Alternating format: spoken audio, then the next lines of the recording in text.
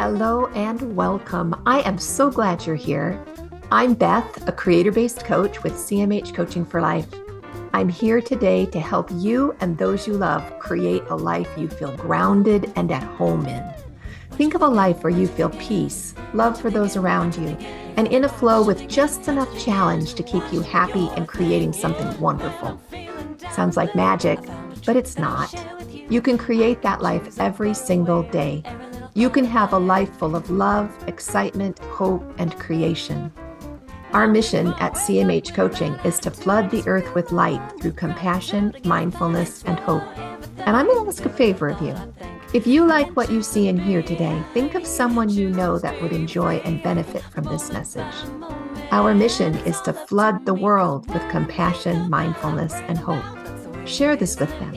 But for now, this is time just for you.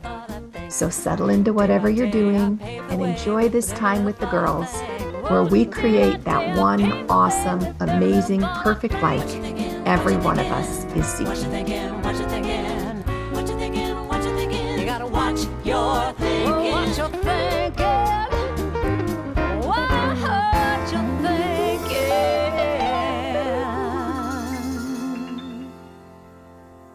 thinking. There. I am so excited to talk about compassion today. I just can't even. I was warning Jaycine. I'm kind of full of it. I'll warn y'all now. It's just what it is. Some days are like that. But we had this really cool quote from the Tao Te Ching on compassion. And I just really wanted to talk about it because it's been kind of something I've pondered on, because I've always thought of compassion as being a really soft, gushy thing. Mm-hmm. Yeah, right? And yeah, let me just share the quote. Okay. With compassion, one becomes courageous. Compassion brings triumph when attacked. It brings security when maintained. And that is like the flip side of the coin from what I thought compassion was. So read that one more time. Read it one more time. Okay. With compassion, and I kind of understand this. Yeah. With compassion, one becomes courageous. Okay. Because in my head, I'm thinking with compassion, one becomes courageous. Okay, if I'm taking care of myself and I'm making sure my thoughts are good and I'm well rested and I've eaten and I'm in good balance, I just feel good. Yeah, I could see myself becoming courageous. Mm-hmm. But then we've got this one. Compassion brings triumph when attacked. It brings security when maintained. I'll put this up on the 50-50 page so everybody can see it, to think about the quote. With compassion, one becomes courageous. Compassion brings triumph when attacked, and it brings security when maintained. I really love the idea of security. So that makes me want to do more with compassion, because I love the idea of maintaining compassion brings security. Right. But I don't have a lot of ideas why and how that could work. What do you think?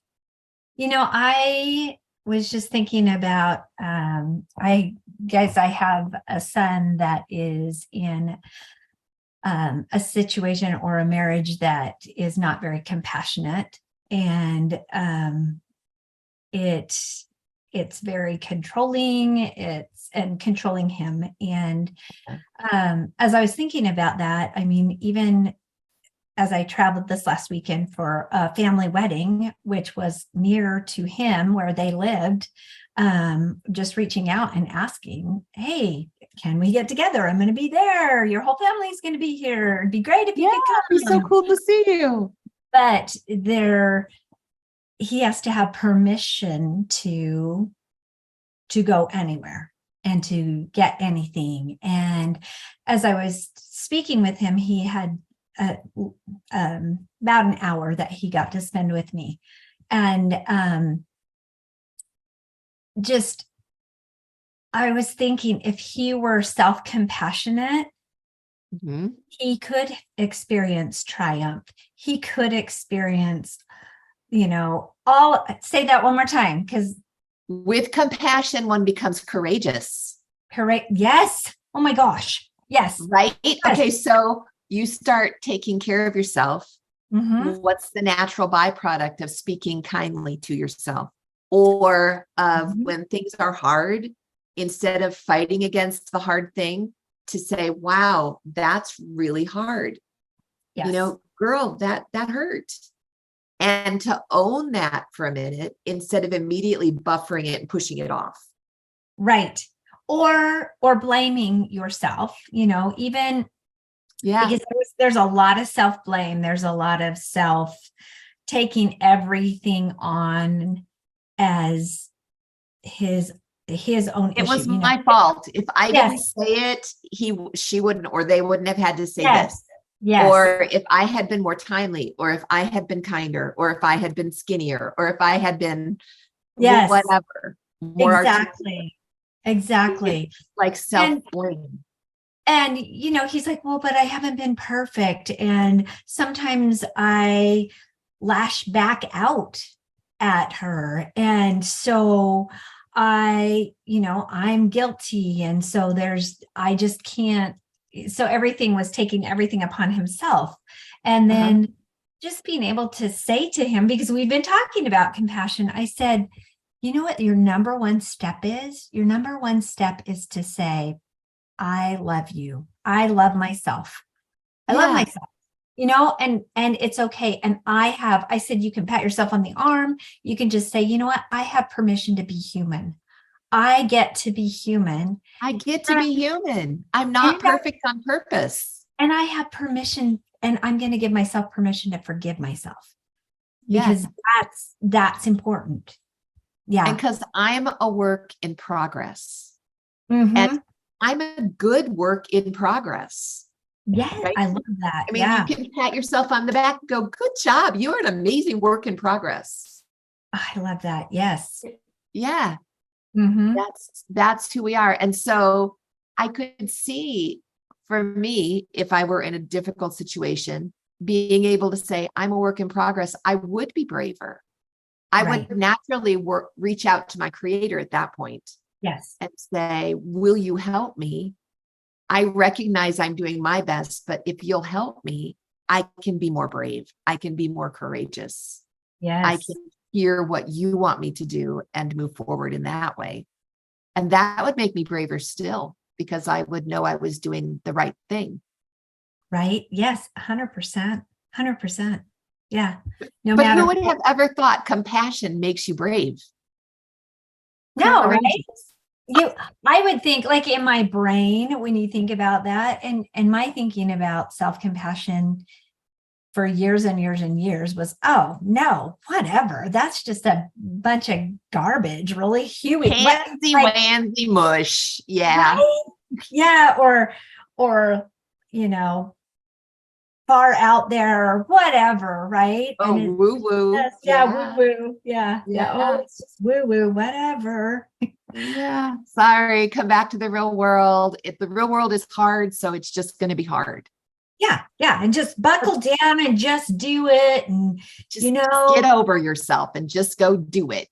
Yeah. Kick your own rear and, yeah. But that's not the way it works. No. You kick yourself in the rear and your rear hurts and you don't get as much done. Right?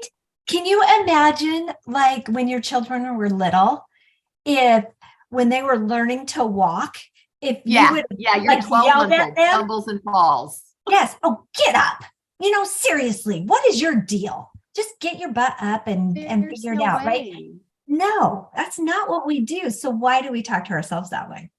Yeah, there's no way. Well, and you can see how if you are unkind to yourself, you would naturally become a little more timid. It's like whenever you speak unkindly to yourself, you're eroding just a little more of that inner value. And so you would become less courageous. Yeah, because you would start to wonder as you erode your own self-image because you're speaking unkindly or listening to your inner critic go on and on and on. Right. Yeah.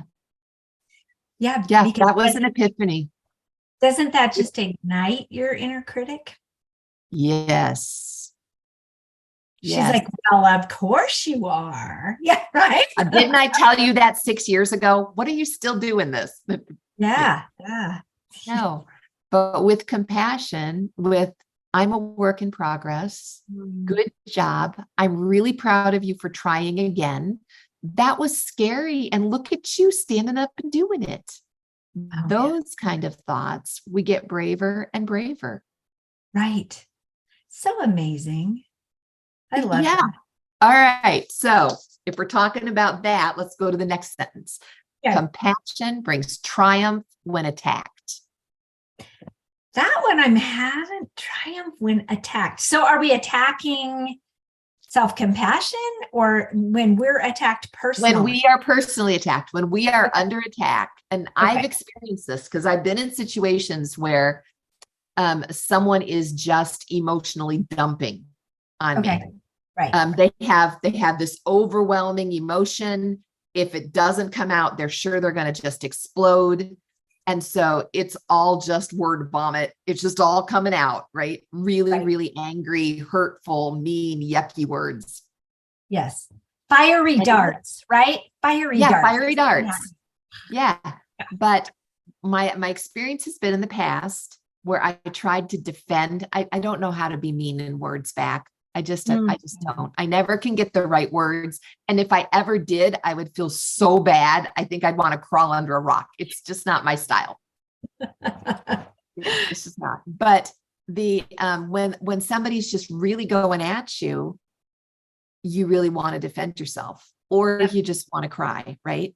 Yep. But look, if you brought compassion into that situation, you're listening, well, or just taking the words, and instead you invite love into the situation, whether it's love for yourself or whether it's love towards them. Yep. My experience has been when I'm in a situation like that and I have the wherewithal, again, permission to be human, right?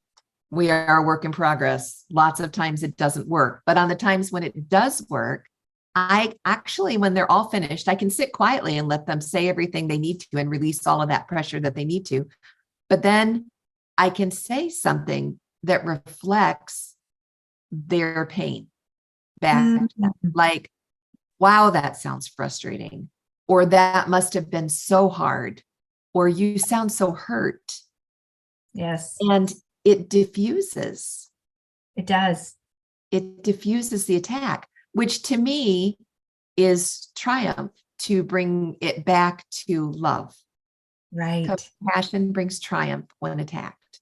I love that. Yeah. Well, and one of my biggest role models is Jesus Christ. And I think when Jesus Christ was attacked in those last couple days of his earthly life, how did he respond? With love. Yeah. And compassion. And what is it that people remember about him? Triumph. He responded in love, and they remember his triumph when he was attacked. And so, yeah, yeah. What do you think? You just got a whole earful, but I did warn you. I'm full of it. I say. Oh my goodness. No, those are really, really great examples. And as you were sharing, it brought me to a memory of an example with a patient who came in that was angry about their account and just came in full bore. We had a reception room full of patients. Oh my goodness, it was going to be a scene. And she was so angry about a mistake that had been made and came at me with fiery darts, right? With just like full force. Yeah. And just listening to her, one of the things that really helped is we have an affirmation that we say in the morning in all of our clinics across the US. And it's, today we have another opportunity to fulfill our promise to our patients. We put our patients first. We respect them and we remain open-minded to their needs. We treat our patients' minds, body, and spirit and uphold integrity by remaining true to our word. And so that is beautiful. It is. And we say it every morning. And so that was just, I owned it, right? And I was able to express compassion because that is filled with compassion. That affirmation is filled with compassion. And so as she expressed that to me, I said, oh my goodness, I'll just call her Nancy. Oh my goodness, Nancy, I am so sorry. That let's sit down and figure this out together. Because let me tell you, that is not, if you feel like we're all about the money, then we're doing something wrong. Right. Because let me share with you what we say every morning. And that just, again, if we could speak to ourselves compassionately and have like a compassion affirmation that we say every morning, it really does stick, and it comes to us at a point in time when it's really needed and necessary. It'll come to our minds. Yeah. I got to show you this. It's funny that you bring up a compassion affirmation. This is my personal compassion affirmation. I'll read it to you. Yeah. It's based on creator-based. It's creator-based. Today, I choose to be the creator of my life experience. Sound familiar? Yes. I have within me light and truth, all the power needed to grow and progress. Given gifts and talents unique to my God-given purpose, I am different by design, even when I'm full of it. I embrace those differences and create according to the inspiration and guidance of my Creator. I can trust and walk arm in arm with Him. As I listen, He will direct my path. Walking together, I love that. That's like my favorite 2 words in the whole thing. Walking together, He is a dependable mentor and leader. My creative ability is amplified and expanded. I see more clearly, understand more deeply, and am lifted with compassion and hope. I am centered and powerful, walking with my Creator. It's a funny mix of humble, weak, and empowered. Oh, yes. Which baffles me, but I feel great. Today, I will stay in God flow and be the creator of my life experience. Together, we will do great things. I can and I will. Oh, my God. That's what I do every morning. That's me. Beth, I know that our listeners out there are going to want a copy of that. We'll have to post it on 50/50. Post it on 50/50. And can you also maybe share it in our show notes on our Facebook page? Oh, yeah, I totally could. Okay. I totally could. It gives me so much peace and so much compassion to have that connection with my Creator, and also just the humble, weak, empowered combo. It's triumph right there. And it's security. Compassion brings security when maintained. Man. And that same effect you had at work, right? Yes. Well, I'm envisioning girls out there. This is what I'm envisioning, that what if everyone who listens to this podcast were to download that and they were to say that every morning, right? Oh, it's so powerful. How would the power that, and it's an unseen power that we would all have. And how incredible would that be to be able to just, have that out there? Oh, I love it. I'm going to change the world, right? Start saying it. I'm going to, all right. I'll post it. Let's do it. Let's do a 30 day. Yes. 30 day. We'll say it every day for 30 days and come back and report what changed in our lives. I love that. That's it's awesome. perfect for self-care too. I just want to take a second and talk about our self-care summer series. Yes. Oh my gosh, it's so good. So fun. Just to have the whole summer to focus on what am I going to take care of myself and self-compassion. I was reading this morning, Gretchen Rubin sent out an amazing email. And if you all don't follow the Happiness Project or the 4 Tendencies, you just totally need to, because Gretchen's amazing. But she talked about things that we used to do at recess And when we're talking about self-care summer, isn't that kind of what we're looking at? What did you do at recess? And how did you create joy in your life? What was your favorite thing at recess, Jaycine? It's really interesting that I immediately went back to the last 3 years of elementary school where I was bullied. And Yep. so as you talked about that, that's what came back to me, hiding during recess, being Behind the anxious, dumpster. having, just not a great experience. And then in that same instance, it was, this is an opportunity for you to go back and remember before that time. So right now, I don't have those memories because they're taken up by the yuckiness, which I don't want. I would like to, that's important. It helped me become who I am. And I can't change it, but it's helped me become who I am, which I love who I am now. And your empathy and compassion were shaped by the bullying. Yes, I mean, it really did change how you look at life. Yeah. Yes. So, but what a great opportunity to go back and remember before that and to find joy in that. Yeah. So yeah, we used to play tag. I was a behind the dumpster hider for a while too, because I got bullied in middle school. But the things that I think about when I think about what did I do at recess are more like my summer activities as a child. Oh yeah. I used to pick wild strawberries in the fields behind the house. We used to wade in the creek, even though my older sister was sure I was going to get bloodsuckers on my feet. I did it to spite her. But we used to spend days all day long outside from the time it was light until the street lights came on when you had to go home, you know. But here, these are the questions from Gretchen. Do you prefer, and this is how you're going to take care of yourself. They're just some questions. Do you prefer novelty or familiarity? Just ways to take care of yourself. I loved familiarity. I had a regular rhythm to my days and special places that I visited.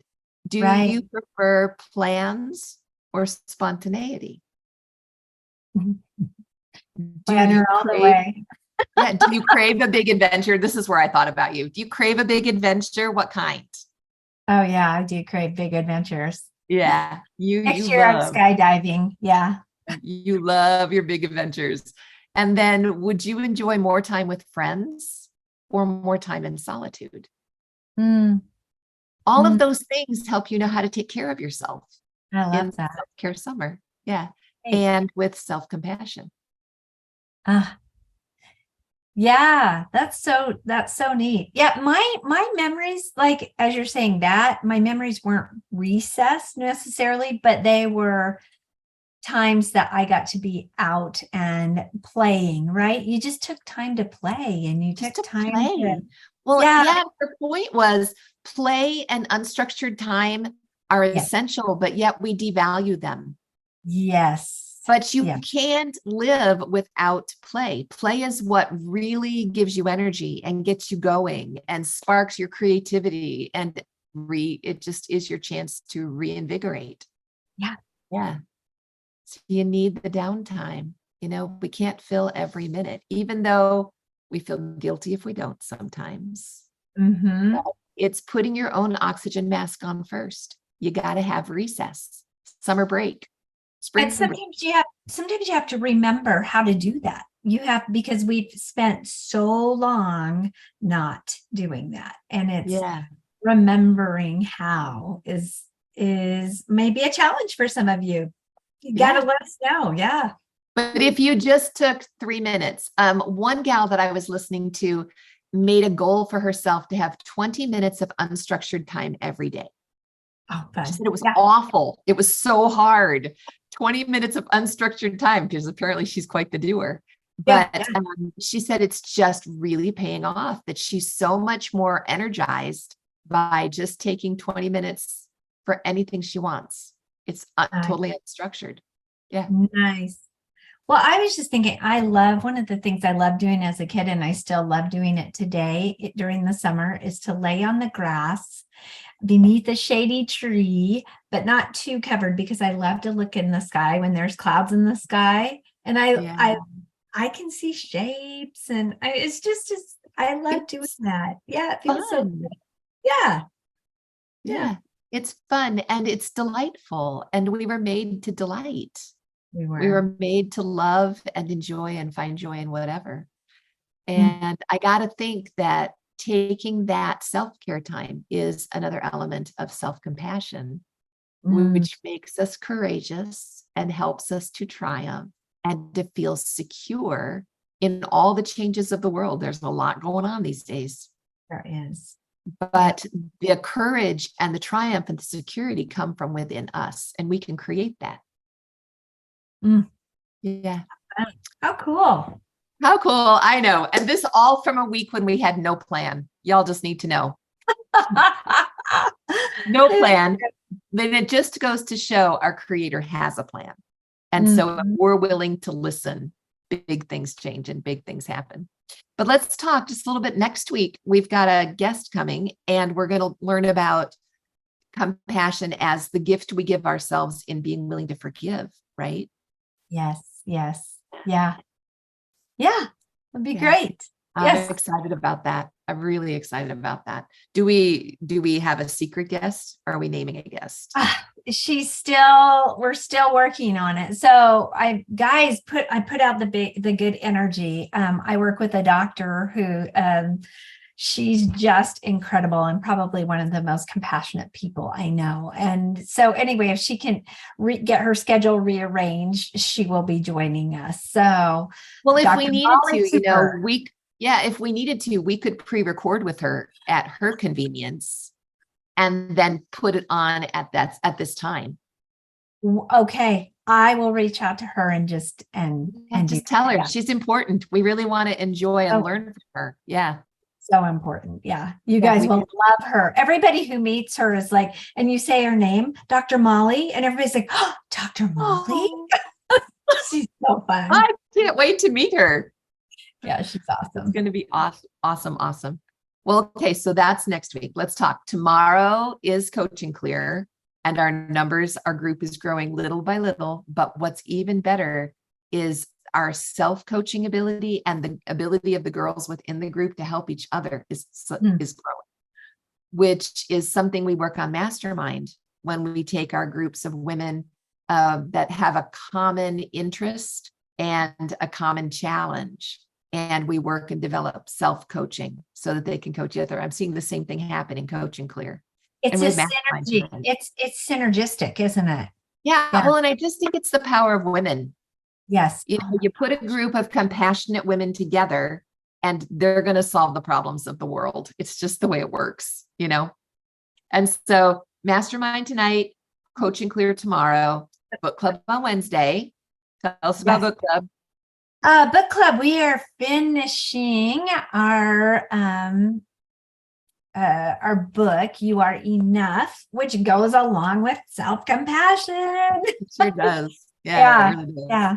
By Panache Desai. So really fun. It's a great opportunity, guys. Even if you're not able to join during the time of book club, we don't record it because there are some personal things that are shared often, and it can be really intimate and really, really, really interesting and awesome. So, but if you don't have to have watched previous book clubs, just if you get a Tuesday afternoon when you're free, just drop in. Right. Wednesday afternoon. Wednesday afternoon. My mistake. Yes. Yeah. Just drop in for sure. Just drop in. And even if you haven't read the book, just drop in. Yeah. Right. And we're glad you were there. And then we have coach training on Thursday. We're halfway through now. It's pretty exciting to see the changes in these coaches' lives. And then on July the 8th, so a couple weeks from now, we're doing our tapas acupressure technique workshop that Jen is teaching. And that's going to be Saturday morning. It's a jumpstart. It's going to be really good. Yeah. Just relieving all these ways. Yes.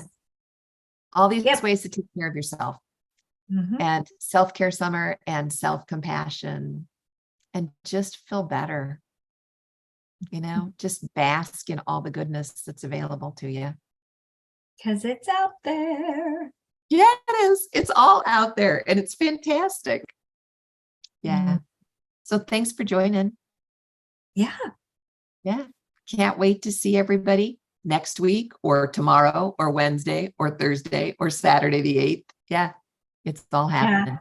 Yes. So. And any of you that who are listening to the podcast or watching our YouTube channel, just go to cmhcoaching.com, become part of the 50/50 Girl Club. You won't regret it, I promise. No, and you'll get the scoop on every single thing every single week. It's a 24/7 place. You come in and get what you need. It is really great. 50/50 girls, they're the best. Yes. So, till next time, my friends. We'll see you. Bye, y'all. Choose to be happy, choose to be free, moment by moment. It's all up to me, 'cause what I think about, I bring about. That's the way it is, and there is no doubt. Day by day, I pave the way with every little thought I think.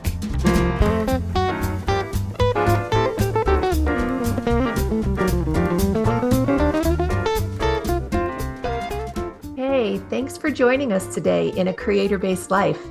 I hope you felt that compassion, mindfulness, and hope you came seeking today. You can find more of it at cmhcoaching.com or on Linktree/cmhcoaching. Of course, any social media outlet, we're there too. Because you felt the benefit and light in this message, please invite those you care deeply about to join us. Help us to create a ripple effect across the globe of compassion, mindfulness, and hope. Then we can create a creator-based life together. Have a great week, y'all. We'll talk to you soon. Moment by moment, it's all up to me, 'cause what I think about, I bring about. That's the way it is, and there is no doubt. Day by day, I pave the way with every little thought I think. Day by day, I pave the way with every little thought I think.